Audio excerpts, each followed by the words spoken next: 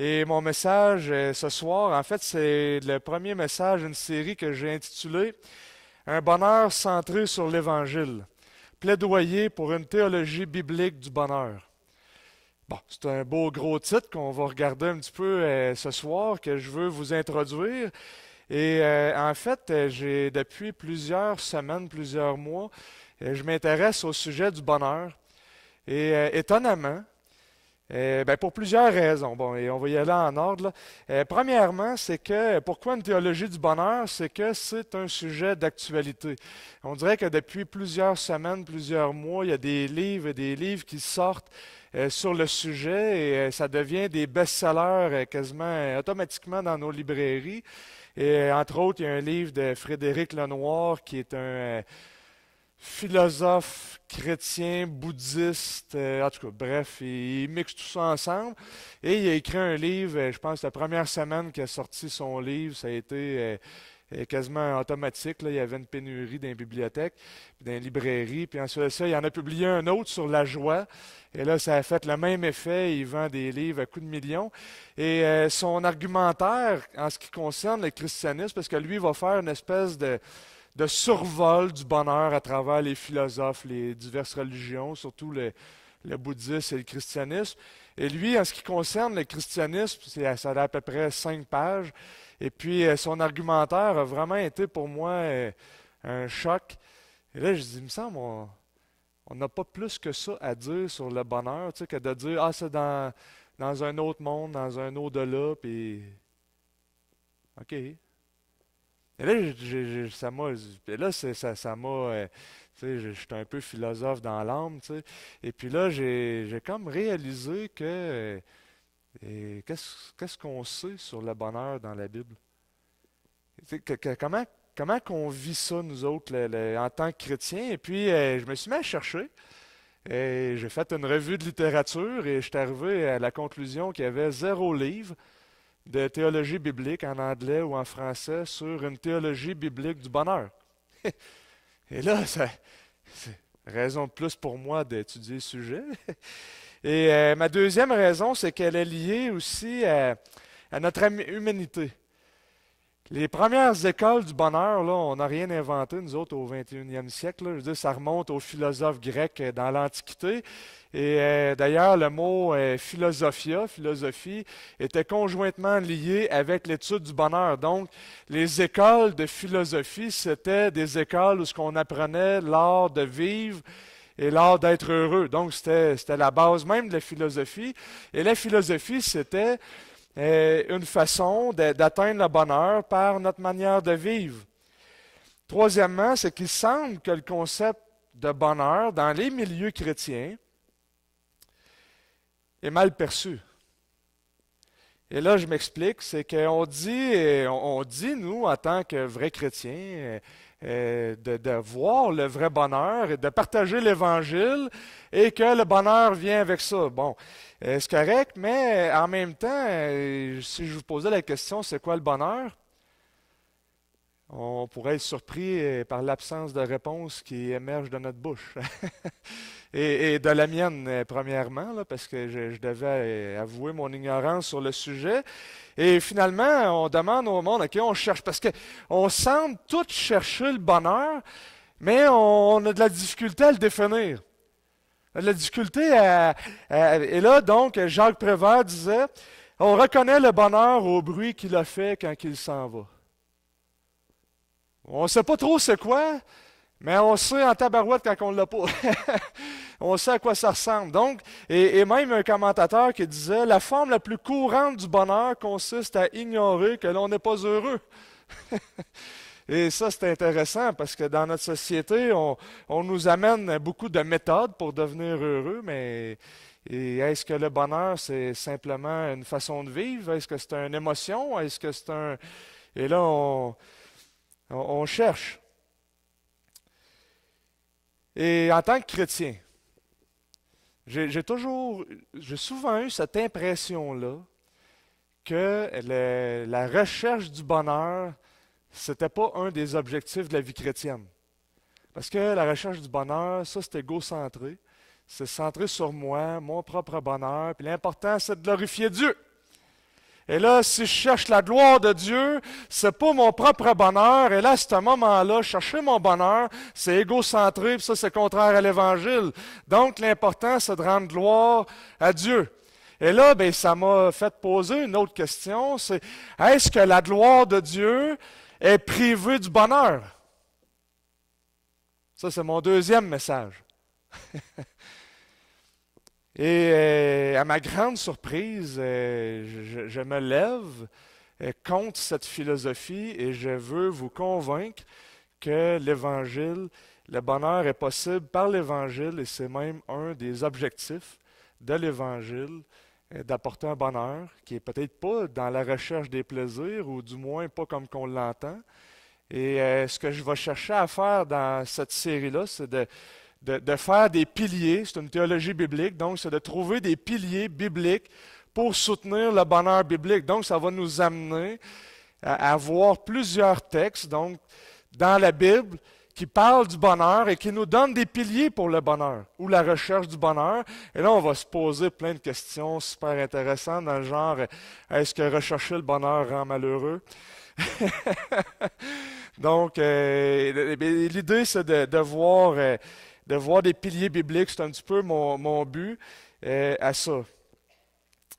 Il me semble que le sujet du bonheur, c'est un sujet qui est urgent dans notre Église, dans nos églises. J'étais à Montréal pendant 3 jours et j'apprenais des divisions dans des camps de vacances chrétiens, j'apprends des divisions dans des églises. Et là, c'est des piliers de nos associations là, qui vivent des troubles dans leurs églises. Et il semble que le chrétien moyen québécois devient terni un peu. Là. Il me semble que on entend beaucoup parler de problèmes, de souffrance. Et une réflexion sur le bonheur, il me semble, ça semble être urgent. Et lorsqu'on étudie le sujet, ben, on est directement confronté avec plein d'autres sujets, comme l'absence de bonheur, ou la recherche des plaisirs pour trouver mon bonheur. Et l'inverse, le manque de plaisir ou la souffrance qui joue sur mon bonheur. Et donc, rapidement, quand on étudie bibliquement parlant le sujet du bonheur, on est confronté à plusieurs sujets qui se greffent autour. Et j'aimerais vous montrer que le bonheur est centré sur l'Évangile et que l'Évangile répond de façon pertinente au bonheur, à la recherche des plaisirs ou tout le reste. Mais commençons par une réflexion sur le bonheur. Mes questions sur le bonheur, ça remonte à il y a très longtemps dans ma jeune vie. Je pense que j'avais 122 ans à l'époque. Et j'ai étudié en psychologie au cégep et le bonheur faisait partie des études qu'on voyait au cégep en psychologie sociale. Comment mesurer une société qui est heureuse, qu'est-ce qui ne l'est pas, quels critères qu'on fait. Donc, la psychologie, la sociologie étudie le bonheur. Et j'ai vu ça aussi à l'université. Et donc, on est confronté à ces questions-là. Suis-je heureux? Et est-ce que je peux l'être plus? Et en tant que chrétien, bien, il y a la fameuse question, dois-je le rechercher? Et au fond, on semble tous chercher le bonheur et on ne sait pas trop quoi au juste c'est quoi, c'est un sentiment de bien-être. En fait, la définition du bonheur classique, c'est celle-ci. C'est un état de satisfaction complète, de complétion des désirs, donc les désirs sont comblés, caractérisé par sa plénitude et sa stabilité. C'est distinct des plaisirs qui sont très éphémères et de la joie qui est plus dynamique puis liée à un événement. Souvent. Donc, le bonheur, ce n'est pas la joie, mais il semble que ceux qui sont heureux sont plus joyeux. Donc, il semble avoir une relation quand même entre le bonheur et la joie. Donc, ça, c'est intéressant. Donc, faire une étude sur le bonheur, c'est faire une étude sur la joie. Et il semble avoir des connexions là-dedans. Là. Mais là, ben, comme je vous ai dit, ben, il en arrive que l'étude du bonheur nous amène à rechercher aussi son inverse. Le manque de bonheur, donc être une personne malheureuse ou qui ne prend pas plaisir dans la vie, et ça devient l'argument principal pour rejeter le christianisme, l'existence de la souffrance. Alors les classiques d'arguments contre le christianisme dans les livres de philosophie, c'est celui-ci. Si Dieu était bon, il souhaiterait rendre ses créatures parfaitement heureuses. Et si Dieu était tout-puissant, il pourrait accomplir ce qu'il souhaite. Or, les créatures ne sont pas heureuses, donc Dieu est dépourvu soit de bonté, soit de puissance, soit des dieux, soit des deux. Donc, on rejette le christianisme. Donc, étudier le bonheur, c'est étudier les arguments principaux qui font en sorte qu'on rejette le christianisme. Et c'est ce qui semble être aussi une des choses qui empêche un grand nombre de personnes de venir au Seigneur. Donc, l'étude sur le bonheur, je me rends compte que c'est une conversation avec le monde qui nous entoure et les philosophies du monde qui nous entourent. Et je veux faire interagir l'Évangile, en fin de compte, avec les philosophies qui cherchent à nous amener le bonheur, mais qui nous entourent. Et c'est une objection sérieuse et ça mérite de s'intéresser à ça. Et je vais avoir un message spécifiquement pour cette question-là. Mais je suis insatisfait des réponses qu'on nous donne dans les livres chrétiens. On nous dit, vous non-chrétiens, et on nous reproche à nous, les chrétiens, de regarder le bonheur et de mettre, dans le fond, une manière de vivre qui dépasse la recherche du bonheur. Et donc, notre manière de vivre devient la norme. Et le bonheur, on le reporte à plus tard dans l'éternité. Et on nous reproche à nous, et ça c'est un des arguments, ça je vais regarder ça dans le prochain message, et c'est un des arguments que je trouve qui est faible un petit peu, mais qui est sérieux, parce qu'on nous dit que dans le fond, vous visez toujours avec une espérance future, mais vous vous privez de vivre maintenant. Et ça, c'est l'argument commun que j'ai lu dans les livres de philosophie, et je veux vraiment répondre à cette question-là. Est-ce que le bonheur chrétien, c'est simplement plus tard ou ça peut être maintenant, là, dans notre manière de vivre? Et ça, il me semble que c'est une réflexion qui se mérite d'être faite. Et je vous pose la question, nous chrétiens, sommes-nous vus comme des gens heureux? Et si la réponse est non, qu'est-ce qu'on a de plus à offrir que les autres? Et ça nécessite de réfléchir sur nos ministères. Est-ce que le chrétien, dans n'importe quel ministère, peut exercer son ministère dépourvu de joie et de bonheur? J'aimerais vous dire que l'Évangile parle de cette question-là aussi dans le ministère. Et on voit qu'il y a plein de ramifications. Donc, je veux juste vous mettre l'eau à la bouche, histoire que je ne sois pas tout seul à parler les dimanches soirs. Mais et on voit que ça a des ramifications. Bon, il y a toujours les questions classiques. Est-ce que l'argent apporte le bonheur, puis tout ça, puis qu'est-ce que la Bible a à dire là-dessus aussi. Et je ne sais pas si je vais avoir le temps de traiter spécifiquement cette question-là, mais est-ce qu'on est vu, nous, en tant que chrétiens, comme un peuple qui est heureux? Et avec les époques, il semble avoir eu vraiment une évolution dans la pensée, parce que dans la philosophie antique, les philosophes grecs dans l'Antiquité étaient beaucoup plus positifs sur la vie, sur le bonheur avec Épicure et la joie de vivre et son jardin, et là son école là, qu'il appelait le jardin, puis en fait c'est un jardin littéralement aussi, mais et là le monde il venait apprendre le bonheur par les plaisirs de la vie, puis tout ça. Et les philosophes des temps modernes sont beaucoup plus pessimistes. Et là, il semble avoir une perte de sens là, dans la recherche du bonheur. Et entre les deux, il y a le christianisme qui arrive, puis il remplace le bonheur par la recherche des vertus, par le comportement chrétien. Et là, il semble que c'est les reproches qu'on nous adresse. Et là, on est là-dedans. Après la Deuxième Guerre mondiale, Martin Lloyd-Jones a dit ceci. Il regardait son Église qui sortait de la Deuxième Guerre mondiale, et puis il trouvait que l'Église était maussade, et je trouve qu'il a fait ça, je pense que c'était en 1959 ou dans les années 50 qu'il a fait la réflexion. Et puis, il me semble qu'on pourrait la faire encore aujourd'hui, cette réflexion-là. Il disait, « Un chrétien malheureux et triste offre une pauvre image de la foi biblique. La joie exubérante des premiers disciples contribua puissamment à l'expansion de l'Église primitive. De même, le grand besoin de l'heure et le meilleur antidote à une religion superficielle et fausse réside dans le réveil d'une Église joyeuse. Est-ce qu'on manque de puissance au Québec parce qu'on est devenu pessimiste? Il me semble qu'il faut poser la question. Et j'ai intitulé Un bonheur centré sur l'Évangile, plaidoyer pour une théologie biblique du bonheur. En littérature, en fait, je veux faire comme une espèce de série d'essais.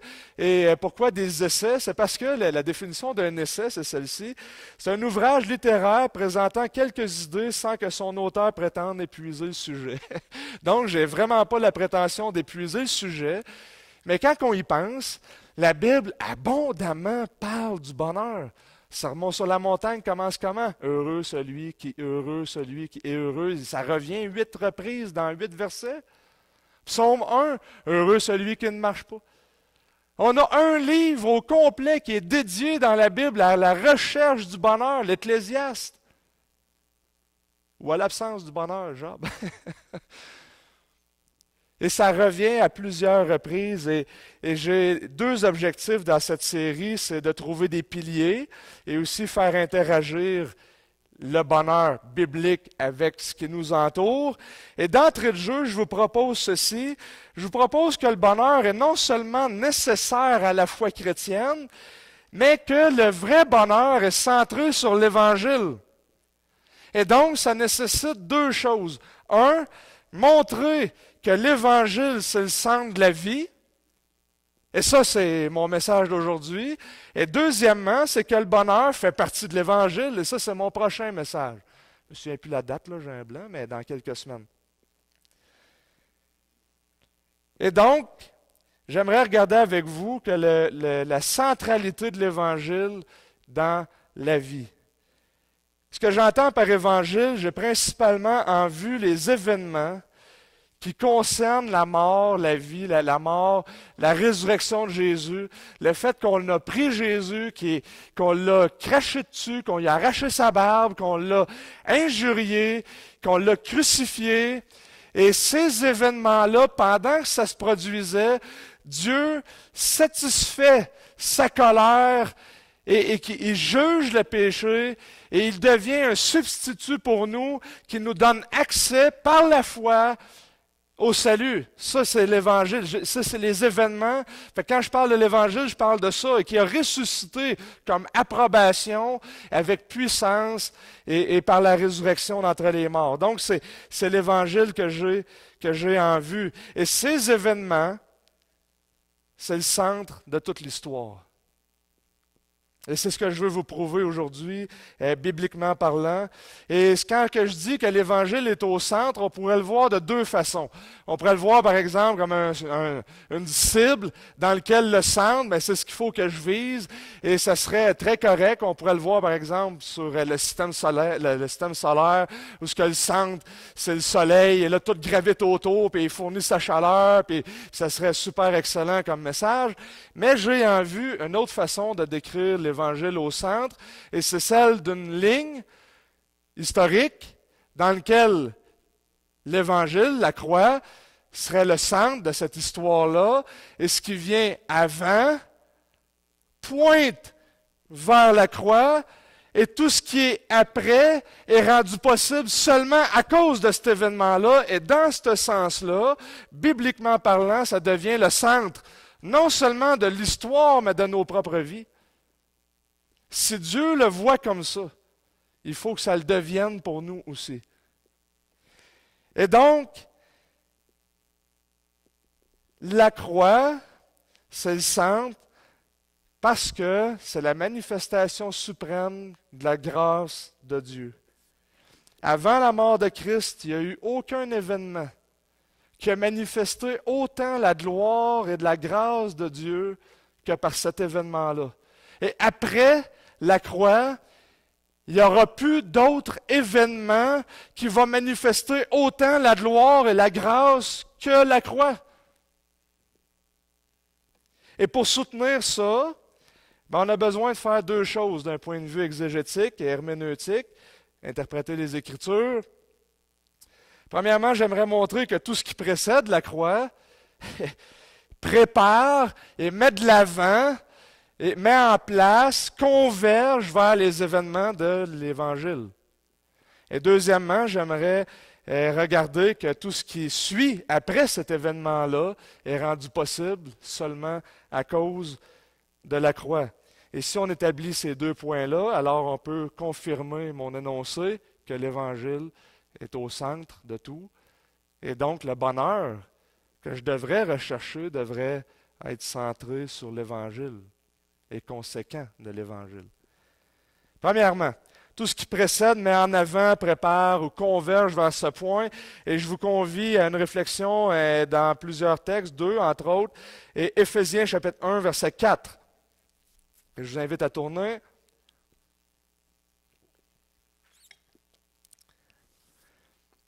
C'est probablement le verset le plus important dans la Bible en ce qui concerne les buts ou les objectifs de Dieu, parce qu'il mentionne la raison pour laquelle il fait les choses, mais il mentionne aussi la raison pour laquelle l'Évangile arrive. Alors il nous dit, en lui, Dieu nous a élus avant la fondation du monde pour que nous soyons saints et sans défaut devant lui. Dans son amour, il nous a prédestinés par Jésus-Christ à être adoptés selon le dessein bienveillant de sa volonté pour célébrer la gloire de sa grâce qu'il nous a accordée en son Fils bien-aimé. Donc, c'est clair, il fait les choses pour manifester sa gloire, pour le bénéfice de son peuple, et la façon suprême de manifester sa gloire, c'est exprimé par sa grâce. Et ces versets enseignent, dans le fond, que tout ce que Dieu fait, c'est la manifestation de sa grâce pour son peuple. Et qu'il a préparé ça avant même qu'on existe. Et là, je ne dis pas que vous existiez, mais que l'univers existe. Dans ce passage, il faut se rendre compte au moins deux choses. C'est que l'objectif de Dieu, c'est de faire les choses pour sa gloire. Et deuxièmement, c'est que l'expression suprême de sa gloire s'est manifestée par la grâce. Et le mot attaché avec gloire au verset 6, c'est la grâce. Pour célébrer la gloire de sa grâce.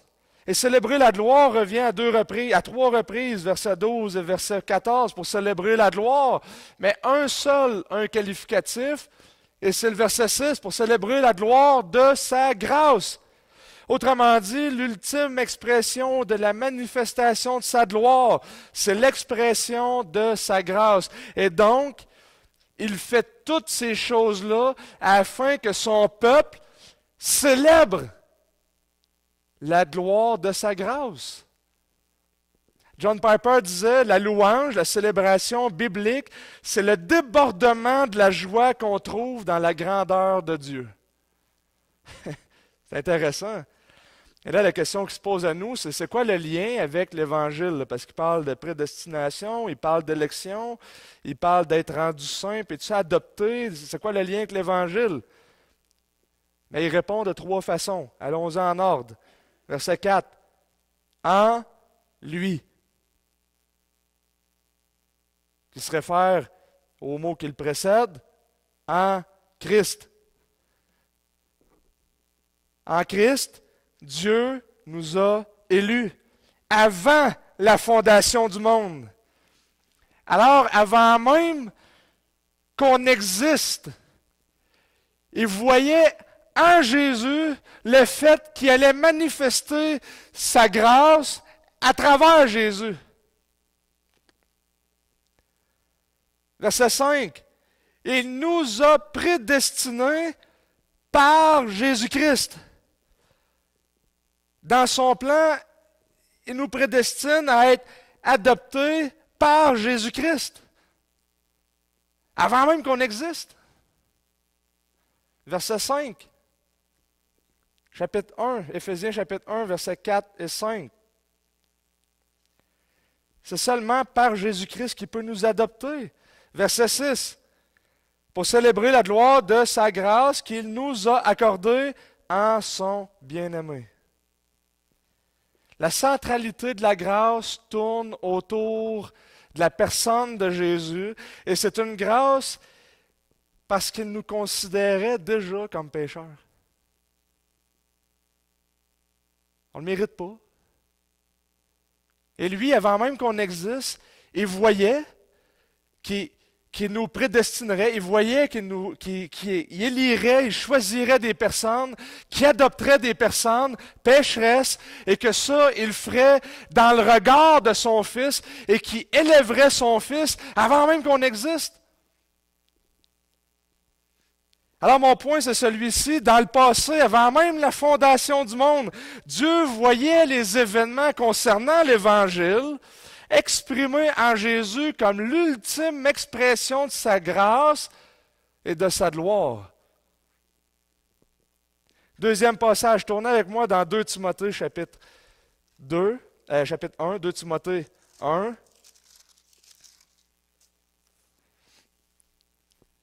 Et on va lire le verset 9 et 10. C'est lui qui nous a sauvés et nous a adressé un saint appel, non à cause de nos œuvres, mais à cause de son propre dessein et de la grâce qui nous a été donnée en Christ Jésus avant les temps éternels. Cette grâce a été manifestée maintenant par l'apparition de notre Seigneur, de notre Sauveur Jésus-Christ, qui a réduit à l'impuissance la mort et mis en lumière la vie et l'incorruptibilité de l'Évangile. Notez ceci, notez que la grâce touche des pécheurs et qu'elle a été donnée avant la fondation du monde. Sur quelle base? En Christ. C'est-tu pas amazing? Tu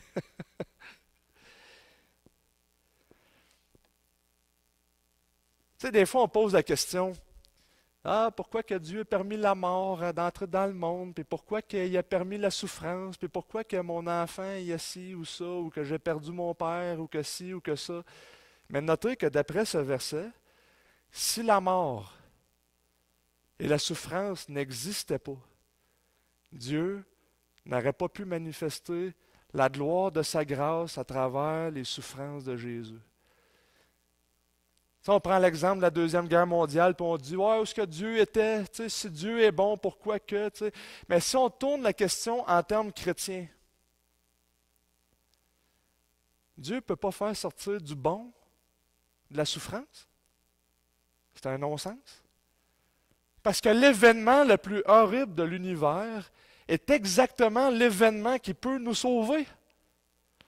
C'est là qu'il manifeste la gloire de sa grâce. C'est là que Dieu rencontre une humanité en perdition. C'est là qu'il fait sortir quelque chose d'extrêmement merveilleux à partir du pire événement qu'il n'y a pas. Avant les temps éternels, en Christ.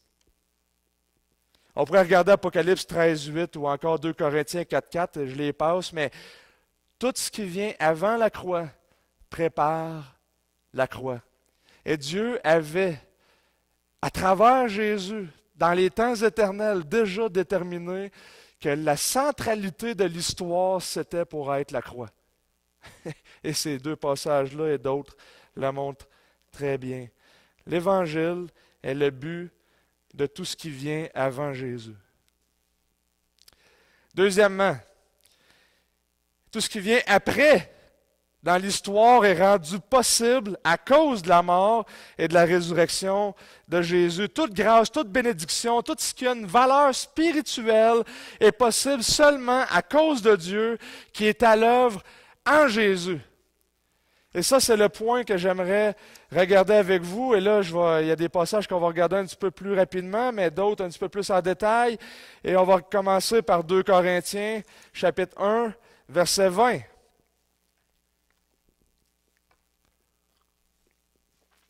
2 Corinthiens, chapitre 1, verset 20. Toutes les promesses de Dieu sont ce oui en lui. C'est donc aussi par lui que nous disons à Dieu l'Amen pour sa gloire. Ce que Paul dit, c'est que toutes les promesses sont tirées de l'Évangile. Quelle promesse dans la Bible que Jésus n'accomplit pas? Paul dit aucune. Même un territoire. Toutes les promesses de Dieu sont accomplies en Jésus. C'est ce que Paul dit. Sont oui en Christ. Vous n'êtes pas convaincus? Tournez dans Romains chapitre 8.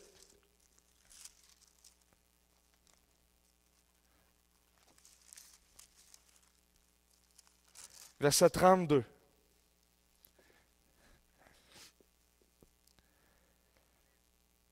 Lui qui n'a pas épargné son propre Fils, mais qui l'a livré pour nous tous, comment ne nous donnera-t-il pas aussi tout avec lui par grâce?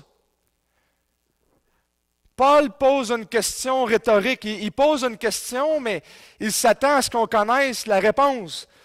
Lui qui n'a pas épargné son propre Fils, mais qui l'a livré pour nous tous, comment ne nous donnerait-il pas tout avec lui par grâce? La réponse est oui, il va tout nous donner avec lui à cause de Jésus par grâce, à cause que Dieu ne l'a pas épargné. Ça, c'est la question rhétorique. Et Paul fait un argument logique qui est super intéressant ici.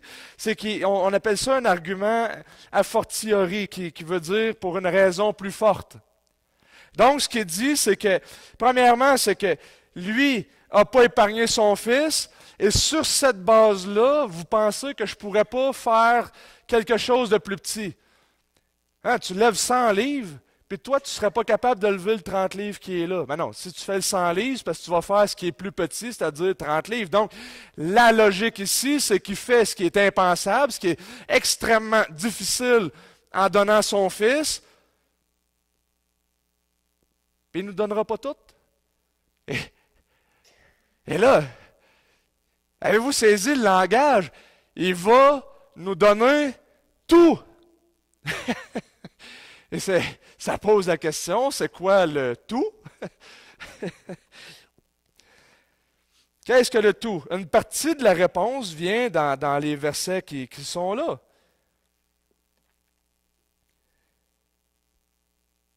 Les versets qui le précèdent, nous savons du reste que toute chose coopère au bien de ceux qui aiment Dieu, de ceux qu'il a appelés selon son dessein, verset 28, car ceux qu'il a connus d'avance, il les a aussi prédestinés à être semblables à l'image de son Fils, afin qu'il soit le premier-né d'un très grand nombre de frères. Et ceux qu'il a prédestinés, il les a aussi appelés, et ceux qui les a appelés, il les a justifiés, ceux qu'il a justifiés, il les a aussi glorifiés. Que dirons-nous donc à ce sujet? Si Dieu est pour nous, qui sera contre nous?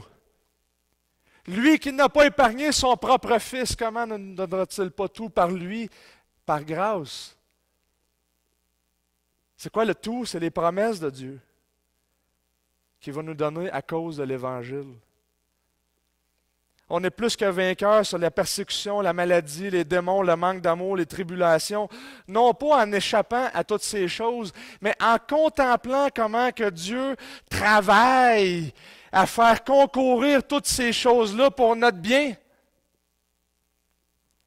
Et si je lis bien ici, là, dans le passage, là, il est en train de faire une promesse que ceux qui l'appellent, il va les justifier et ultimement les glorifier.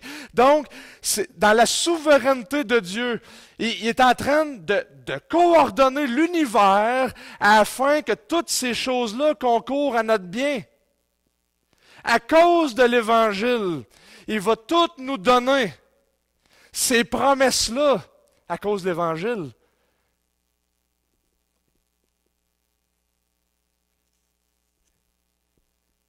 On pourrait regarder Éphésiens chapitre 4, 4 à 8, ces passages nous donnent la base sur laquelle Jésus fait des dons à l'Église. Chapitre 1 d'Éphésiens nous parle de la gloire et tout ça.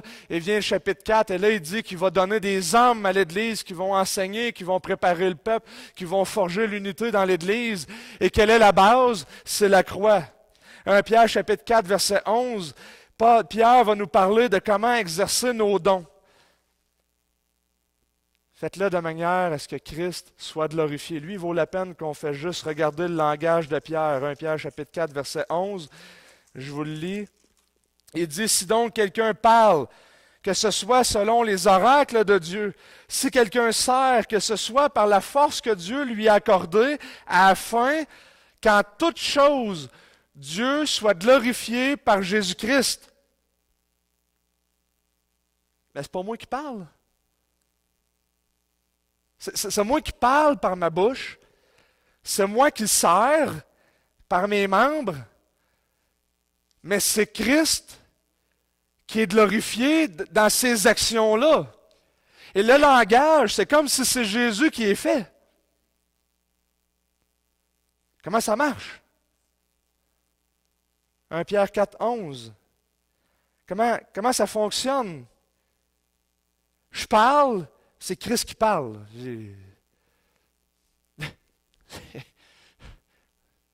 Je pars pas une secte, là, OK? C'est pas ça que je dis. Mais c'est ça que Pierre dit. Comment ça fonctionne?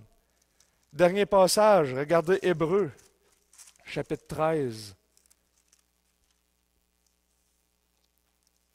Et verset 20, c'est un de mes versets.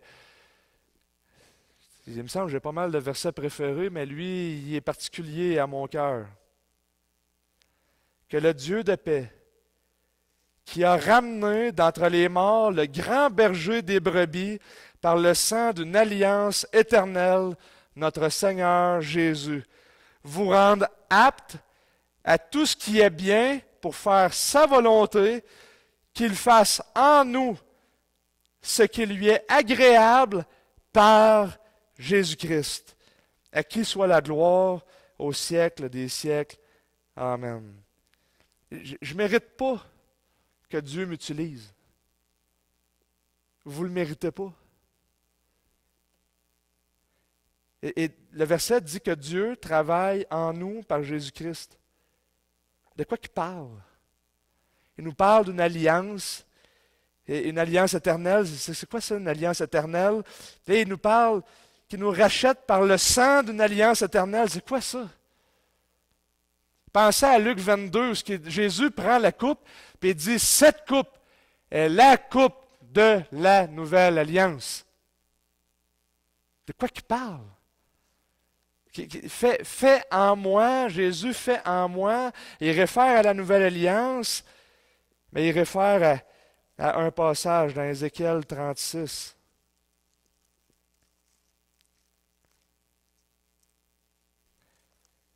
Je mettrai mon esprit en vous, et je ferai que vous suiviez mes prescriptions, et que vous observiez et pratiquiez mes ordonnances. C'est ça que l'auteur aux Hébreux dit. À cause du sang de l'alliance, Dieu produit en nous, par Jésus-Christ. C'est le langage du verset 20. Alors j'invite les placiers parce qu'on va prendre le repas du Seigneur ensemble, et ce passage termine bien parce que ça nous parle de la coupe de la nouvelle alliance, ça nous parle de la centralité de l'Évangile. Mettons les pièces ensemble. Pour Dieu, l'Évangile, c'est le centre de l'histoire, au sens où, comme une ligne, tout ce qui précède ce point-là met en place ou dirige les événements vers la croix. Et tout ce qui vient après est rendu possible à cause de la croix. À cause de cet événement-là, à cause qu'il est ressuscité, puis qu'il est vivant, puis qu'il travaille en nous, puis qu'il accomplit les promesses, puis qu'il nous donne tout, c'est possible. Et sa grâce ultimement est manifestée par la croix et la résurrection. Par conséquent, le bonheur est possible et est centré sur l'Évangile. Donc, mon application principale de mon message, c'est celle-ci. Nos vies deviennent un reflet de cette vérité-là. Ne dites pas par vos vies que l'Évangile est petit.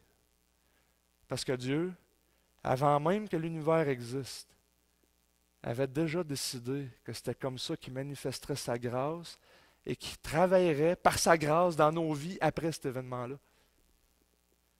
Vivre à la lumière de ce que Dieu a fait en Jésus, ça a une valeur inestimable. Martin Lloyd-Jones disait, une vision superficielle de l'œuvre de Jésus produit des vies superficielles. Je vous invite tout simplement, pendant qu'on passe ces éléments, à prier. Louer le Seigneur. Lui rendre gloire par de courtes prières. Et ensuite de ça, je vais appeler pour le pain et le vin.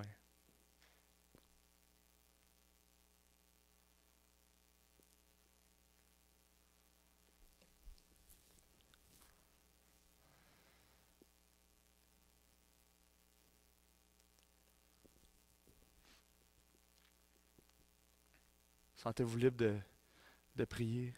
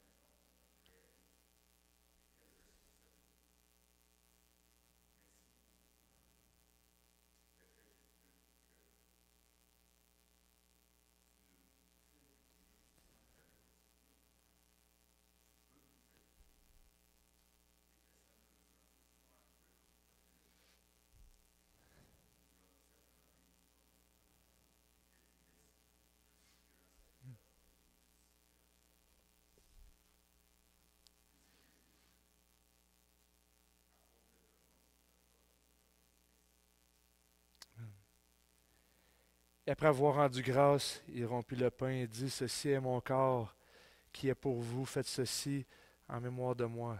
Je vous invite à...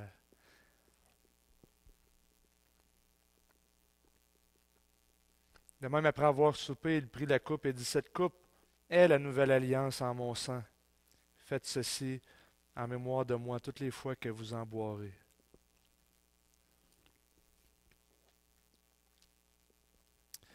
En ce qui concerne le bonheur, on dit, la majorité des livres vont poser la question, comment vivre heureux? Comment vivre pour être heureux?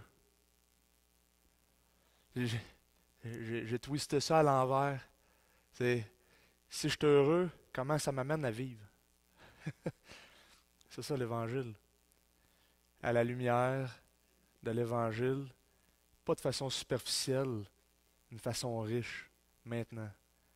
Et aussi certain qu'on voit ce pain et cette coupe en avant de nous, aussi certain qu'on a l'espérance de Jésus.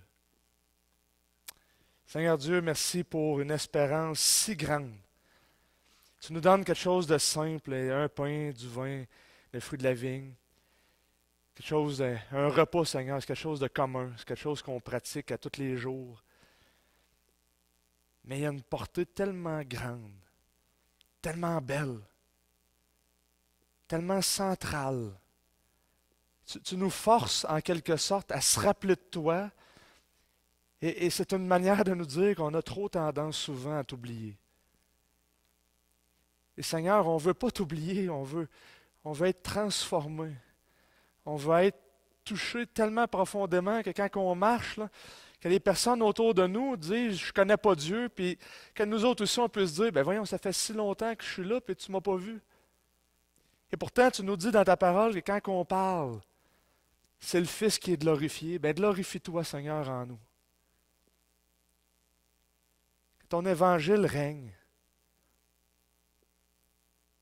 Renouvelle notre joie dans l'Église au Québec. Renouvelle notre amour pour toi. On veut être ces apôtres, ces disciples, ces messagers qui proclament joyeusement et qui ont un impact autour, Seigneur. En ton Fils, qu'on te demande ces choses.